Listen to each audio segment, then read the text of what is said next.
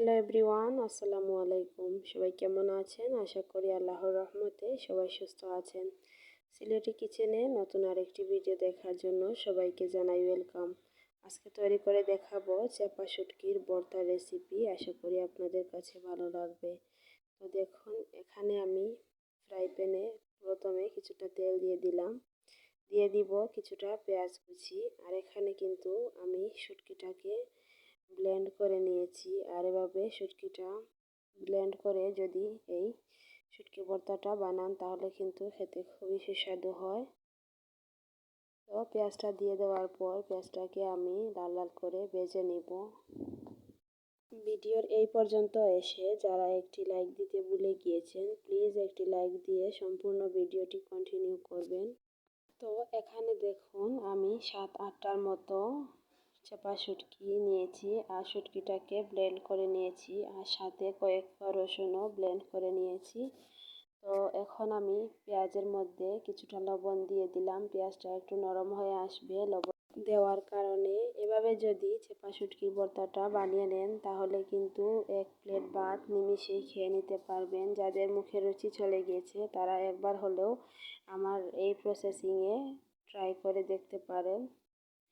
চাপা শুটকির ভর্তাটা কিন্তু এই প্রসেসিংয়ে যদি বানান তাহলে খেতে খুবই সুস্বাদু হয়।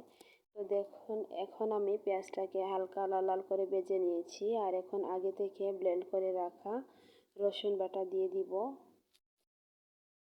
তো রসুন বাটাটা অবশ্যই দেওয়ার চেষ্টা করবেন, এতে করে কিন্তু খুবই সুন্দর একটা ফ্লেভার আসে। তো এখন আমি আরও কিছুক্ষণ নেড়ে চেড়ে এক সাইডে পেঁয়াজ আর রসুনটাকে রেখে দিব।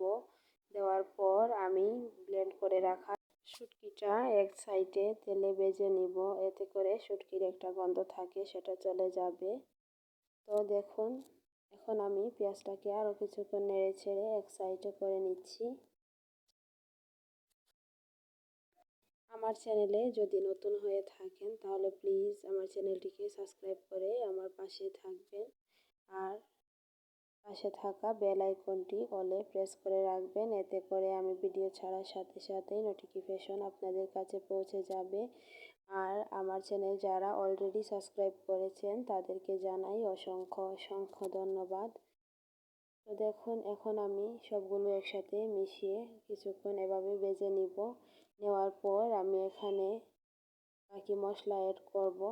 তো প্রথমে লবণ দিয়ে দিয়েছিলাম, এখন আর এখানে লবণ দিতে হবে না।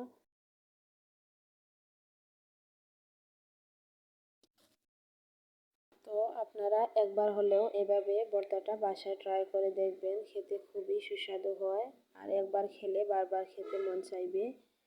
যারা ভর্তা লাভার আছেন তারাই বুঝবেন এভাবে ভর্তা বানিয়ে খাওয়ার স্বাদটা কতটুকু।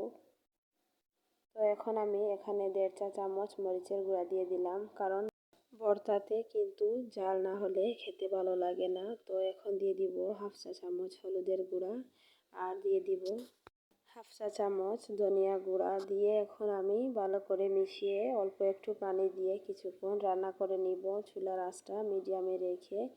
এই সময়টাতে কিন্তু চুলার আঁচটা মিডিয়ামে রেখে শুটকিটা ভেজে নিতে হবে, না হলে তলায় লেগে যেতে পারে।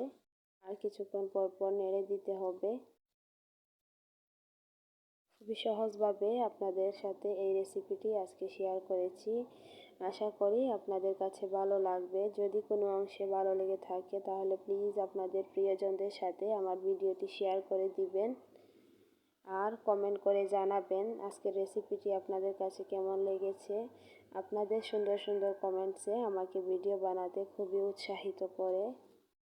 তো দেখুন, এভাবে কিন্তু আমি পানিটা আরও কিছুক্ষণ টেনে নিব।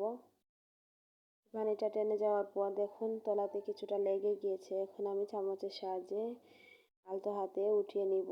তো এভাবে করে কিন্তু ভর্তাটা বানিয়ে নিতে হবে।